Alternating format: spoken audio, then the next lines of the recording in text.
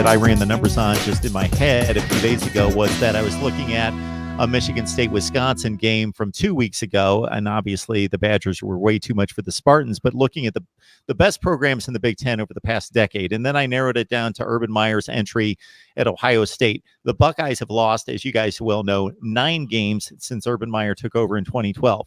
Wisconsin has the second best record in the Big Ten during that time at 25 losses. That's the gap. Ohio State's at 9 losses. Wisconsin's at 25. Michigan State, and Penn State are between 30 and 33 losses during that 7+ year span. Of course, Wisconsin has been the team, along with Michigan State, that's been a thorn in the side. Although, if you go back to 2010, of course, and Steve could run you could all run through the game. The game in Madison, the number 1 team, Terrell Pryor, that lost, got ambushed in Madison 31-18. But since then, you've got the Braxton Miller to Devin Smith bomb Hail Mary that won it in Columbus in 2011. Of course, the really cold overtime game, Ryan Shazier met Monte Ball at the goal line, 21-14.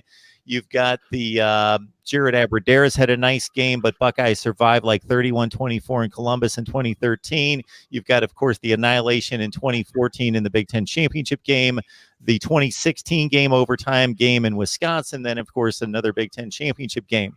What I was getting to when Kevin was talking about bottling up Wisconsin and Jonathan Taylor is it's basically been the same Wisconsin offense and approach to football during this entire time, and that's been the key for the Buckeyes. Even the likes of Melvin Gordon running for 2,300 yards didn't do anything against Ohio State in the Big Ten championship game. Jonathan Taylor, he had a monster year his freshman year. He had 41 yards rushing against Ohio State in the Big Ten championship 2 years ago. You would think that's the formula. That's what we're going to do. We might as well just do it again. Let Jack Cohn try to beat us. We were talking to the linebackers tonight, and that was pretty much Pete Werner's exact words were, I can't give you his exact words because I don't remember them exactly. But the gist was, if you stop the running back, you win. If you stop Wisconsin's running back, they will lose. And so that was just as you said, Mark, and they've done that for years and years and years. And they come in with these guys rushing for 2,000 yards, but when they meet up against Ohio State for whatever reason, even when Ohio State didn't have a great defense in 2017, they still shut Jonathan Taylor down. So whatever they do a really good job for the game planning against Wisconsin, but it also Wisconsin makes themselves easier to game plan because they only do so much and they'll only stress you so much with the passing game. But what they do then off of that running game is the play action, and both Pete Werner and Malik Harrison, starting linebackers for Ohio State, said that this will be the best play action team they faced this year. And Ohio State, to contend with that, has maybe the three best cornerbacks in the Big Ten. So this seems like another game where they are set up to defend this Wisconsin running game pretty well. I want to jump in real quick here. I actually looked up these numbers. In the last 7 games that they played them, they've held in 4 years, they've held Wisconsin's premier rusher to less than 100 yards. Last year, Jonathan Taylor, 15 carries, 41. In 2014, Melvin Gordon, I can't read my own handwriting, 76 yards on 20-some carries. In 2013, Melvin Gordon, 74 yards on 15 carries. And going back to 2011, Monte Ball, 17 carries for 85 carries. And Wisconsin's main running back has not scored a touchdown on Ohio State on the ground since Monte Ball did in 2012 on 39 carries for $191 and 1 score. So they've done a really good job through the years of taking out the main running back of the Badgers through the 2010 game. I will say this: I think that Cohn gives Wisconsin a little bit more than what the average Wisconsin quarterback has had over the years, who was just more of a game manager. I saw Cohn make a couple of very good throws in the film study that I did. I watched Michigan State. Michigan in particular, he threw the ball pretty well that day when they womped up on Michigan and Illinois. Obviously, Illinois, they were trying to run the clock out with 2 minutes to go. He threw an ill-advised interception there that opened the door for Illinois to win the game on the field goal at the end. But up until then, he had been very very good as their quarterback, and yet, what we have here are a Wisconsin defense that's ranked number 1 in the country in terms of yards and scoring. Plus, it's rare that you see a team that's number 1 in rushing yards allowed and passing yards allowed. 4 shutouts in the first 7 games. But on the flip side, what no one tells you, flip over the baseball card, they've only played 1 offense in the top 75, and I think that was Central Michigan, who didn't have the personnel necessarily to match up with them. But everybody else they've played is between 76 and 130 in total offense, the other 7 opponents. By contrast, Ohio State's defense has played 3 teams in the top 75, 4 teams outside the top 75. It may not seem like much of a differentiation. I don't know if one's more legit than the other, but I'm interested to see how legit Wisconsin truly is, because Michigan State was supposed to be legit and was legit. 16 plays, 16 yards in the first quarter for Ohio State before they exploded for almost 300 yards total offense in that second quarter. They are the kings of the second quarter. It takes them a full 15 minutes in these games to figure out what the opponent's doing, what they didn't show us on tape, what they're showing us today, and what we need to do to overcome what they're showing us today. And then they do it in spades in that second quarter, week after week after week. I mean, it was only 7-3 at the end of the first quarter last week against Northwestern, and then it was 31-3 over and out at halftime against Northwestern. It was 27-10 against Michigan State at halftime.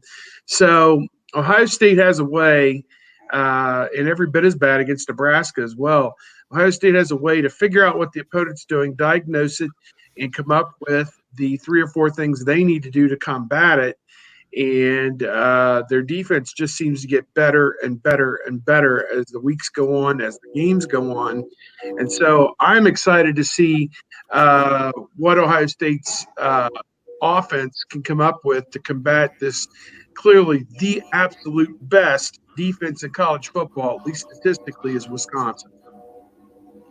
Right, but I have the numbers in front of me too. Steve had mentioned about offense. I mean, the offenses that Wisconsin has faced, and I have it broken down by rushing offense, passing offense, and pass efficiency offense. Because if you look at Ohio State's pass offense, they're 66th in the nation, averaging just shy of 240 yards a game. But if you look at their pass efficiency offense, they're 4th in the nation at 192.25. Basically meaning you have a lot of games where Justin Fields throws for 195 to 215 yards, but still has 4 scores. Central Michigan, and no interceptions. Right. And Central Michigan was 45th in the nation in rushing offense at $187. Nobody else, there's one team in the 50s and everybody else is in the 70s and 80s. Passing offense, Central Michigan, again, 61st, averaging 241 yards. You have a couple more teams in the 60s than everybody else is in the hundreds. And then pass efficiency, which I really am more apt to look at. Kent State is your number, is the highest rated team that they faced. Kent State at what, 149.84, 37th, and they faced 82, 85, 87, 90, and 105 this season. Ohio State is 4th in that category. So I think they're going to run into a little bit of an issue there. I'm not taking anything away of saying, well, the Wisconsin defense obviously is no good because they haven't played anybody. I'm just saying, let's not crown them yet. They haven't played anybody. Yeah, I don't think anybody really thinks Wisconsin is the best defense in the nation. They say they are, but I don't think anybody's going to take them over Ohio State or Alabama, or even the way Alabama's defense is playing right now. Nobody's going to take that roster and take Wisconsin's roster over that one. So it's more about the entire puzzle as opposed to the individual pieces, because when you look at the recruiting rankings, they're not there for Wisconsin. And so you wonder, like, the talent isn't there, but they all meld well together, provided they're playing – I shouldn't say provided they're playing Kent State, but provided they're not playing maybe one of the top, say, 10 offenses in the nation, and that's what they're going to see on Saturday. Whether the conditions will allow Ohio State's offense to play like that, we'll see. But this is certainly the most different animal that the Wisconsin Badgers are going to see this this season, even just starting with Justin Fields. They haven't played anybody like him. And it goes on down the line from him, be it the receivers, the running back, the tight ends, the offensive line. Every level on Ohio State's offense is something new for Wisconsin and something that they have yet to see. At the core, has this matchup really changed since Barry Alvarez built this Wisconsin program in the early 90s and made it what it is? They've got a workman-like quarterback who they've had a few reach the NFL but hold a clipboard. They've got a great running back or stable of them. They've got a tremendous offensive line that's the best run-blocking line or one of the top 3 to 5 in the nation and very capable in pass blocking. They've got a tight end who will do damage. They've got wide receivers. I know they got Quintez Cephas this year, but typically ones that don't scare you. And then they've got a front 7 that's really good and a back 4 that's not so good, but they're decent players. But they've pretty much been the same program to various degrees against always facing an Ohio State team that is going to run by them if given the chance, that is athletically superior. The question is always, is Wisconsin going to be technically so sound that they can play their A game and Ohio State's going to slip back and it's going to be a very competitive game? Because otherwise, Ohio State's too quick, too fast, too athletic for them. Mark, real quick, just going back to my college days, go back to like 1997, and the concern back then against Wisconsin was the quarterback was Darrell Bevel, who didn't have a huge arm, but was good with the play action, was a smart quarterback, didn't put you in too much trouble. I think maybe the running back was, I don't know, Anthony Davis, but another outstanding back, the running game, and they did everything well. Nothing really blew you away. The defense was fine, and you knew you had to play a good game just to out talent them and out scheme them and out execute them. But it was the same. It's every Wisconsin program or every year is pretty much the same. It's plug and play. There's the quarterback who doesn't blow you away, but as long as he doesn't hurt you, you'll be okay. Then there's these running backs that they get from who knows where that. How did the rest of the nation miss on Jonathan Taylor? And how did the rest of the nation miss on even P.J. Hill, guys like that who come in as freshmen or redshirt freshmen and rush for 1,500 yards? And that's why Urban Meyer would talk about watching what Wisconsin does in recruiting, because they eye talent so well. And they stole a running back commit from them a few years back in Antonio Williams, who ended up transferring back home to North Carolina. But Wisconsin, Barry Alvarez set that foundation, and as long as they don't let Gary Anderson, he didn't screw it up while he was here, and they've been able to just continue doing that, and it's a testament to him and then Paul Christ for keeping it going. And you're right, it's almost every season now. They've got this 3-4 defense that they've had for a few years. They always have some pass rushing outside linebacker that was probably played 8-man football in South Dakota and now is an All-American and going to be an NFL player. And there's probably more Watts on the way as well. And the consistency since, I think, 1993 was the team that went to the Rose Bowl that tied Ohio State, as, again, everyone on the panel here would remember the 14-14 game in Madison. But that was the emergence of Wisconsin football under Barry Alvarez. But, man, I bet if we ran a metric that would show wins – for Wisconsin versus the average program in the nation, it's like 9, 10, 8, 9, 9, 10, 10, 9, 8. For 25 years, this has been the same program. It's been a top 15 program, but they can't get any better than that. They can't reach the elite, but they don't fall. This is about what they are. Their best shot was 2 years ago. They were 12-0. Played Ohio State in the Big Ten championship game. I believe they were number 3 or 4 in the rankings. All they had to do was win the game, and they're in the playoff. And I don't think anybody rationally looking at it thought they would win the game. They really hadn't played anybody. Played their usual non-conference of mishmash. And probably even in the crossovers, there wasn't much to write home about. Probably a bad Michigan team they beat, whatever it was. And 8-5 Michigan team. Yeah, that was the year Ohio State went up to Michigan and won like 31-20 or something, I believe. So, did they miss their window? Maybe they did. I don't know. But again, you make a very good point, and I asked Chris last year when everybody was on them in the preseason, like number 4, number 5, number 3 even. I mean, I said, is the idea that Wisconsin can't win a national championship completely out the window? And he's like, as much as we are a lunch pail, go to work every day, 5 offensive linemen every year to the NFL, I'm exaggerating, program, yeah, we need to embrace that talk because we want to take that next step. We want to be considered in the upper echelon of college football. And you're right. Yeah, you're right. They haven't made it. And, it's things like 59-0 that tear apart at the fabric of what that program is all about. One-dimensional. You can have a great defense. You can have a great running game. But if you can't diversify and do everything equally well, you're not going to win. We see Oklahoma, great offense. And last year wasn't maybe the year. They actually played their semifinal opponent pretty tough. But in most years, they get smoked in the semifinals because they're only a one-dimensional team. They can play offense, but they can't play defense. In this instance, I think Cone is a little better than the average Hornibrook, Polzine, insert name of nameless, faceless Wisconsin quarterback over the years. Armless. Yeah. Brooks Bollinger. Yeah. Georgie. We know all the names by heart. Allen Everidge. 1,500-yard passers. It's just, I think he's a little better than some of the other ones that have come before him.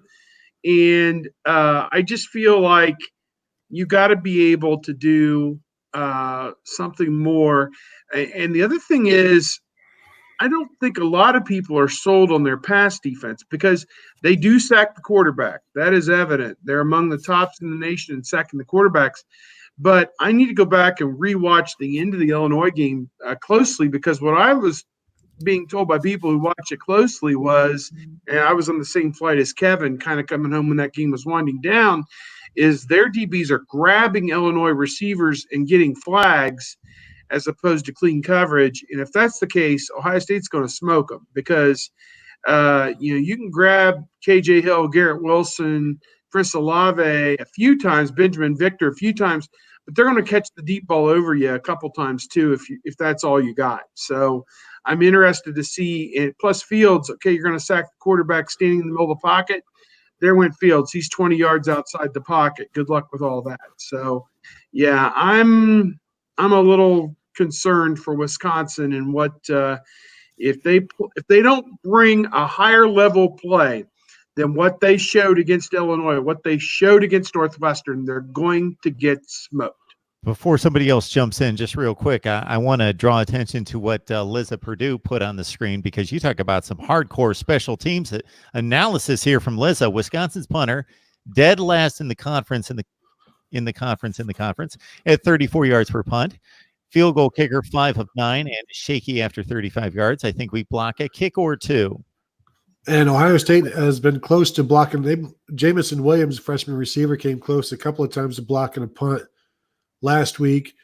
Chase Young has had field goals go right between his arms. And now their designated field goal blocker, DeJuan Jones, big freshman, 6'8", 6'9" offensive lineman, nicknamed Big Greasy, who has blocked a field goal, I believe, this season. And they're not going to redshirt him now. So you put him on that field goal block line with Chase Young, and now you've got something. So, yeah, it wouldn't surprise me to see something like that happen. And at Ohio State, despite having all of this offensive talent, the plan to win, as Urban Meyer instilled and as Ryan Day continues to employ, is when you get that ball, be it from a punt or a kickoff, you want to get 2 first downs to put the ball at midfield so that you can then punt the ball deep into the opponent's territory. That's the first stop, the first step in this plan to win. And if Wisconsin isn't able to do that, if they're only punting to midfield, now Ohio State is winning that field position battle. And this is going to be a field position battle game And if your guy's only putting the ball, 34 yards down the field, that's a losing proposition because Ohio State has the best punter in the nation and some of the best gunners.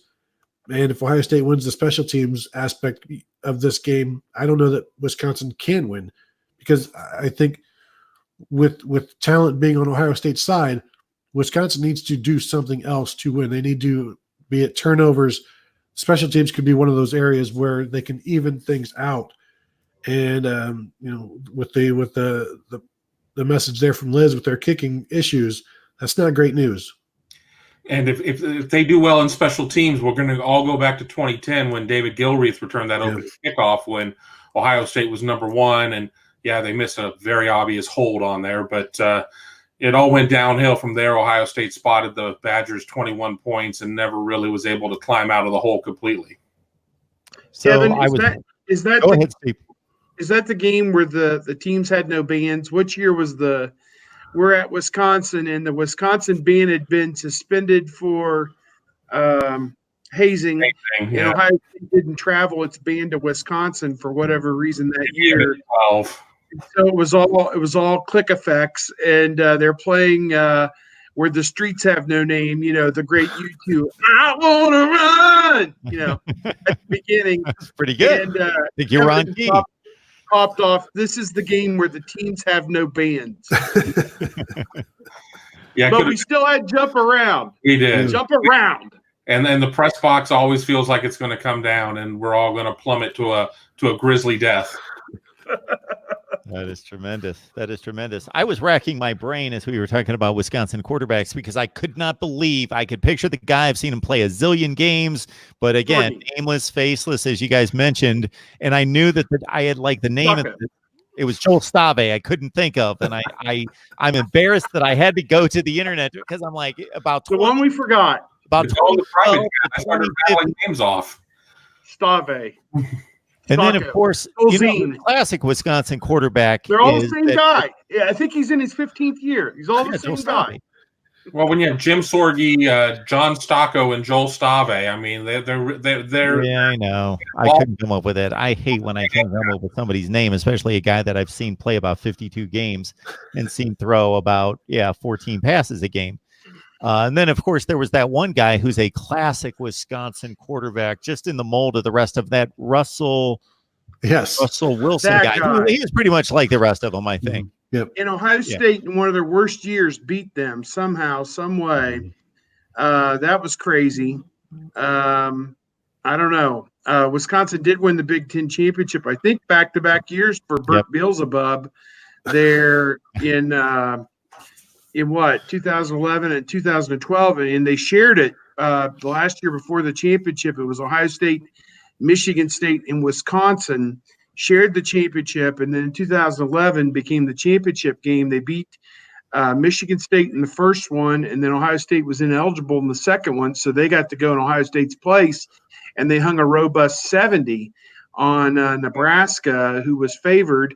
And that was some crazy stuff back then. They won 3 in a row, and 2 of them the championship game. So I enjoy weird records and stats. Can anyone tell me what that Wisconsin's record, what their record was, that 2012 team that won the Big Ten championship because Ohio State was ineligible, what their final record was? It wasn't good. Were they 7-5 in regular season? They went 8-6. Yes, because they won the Big Ten championship game. They lost the Rose Bowl. They went 8-6.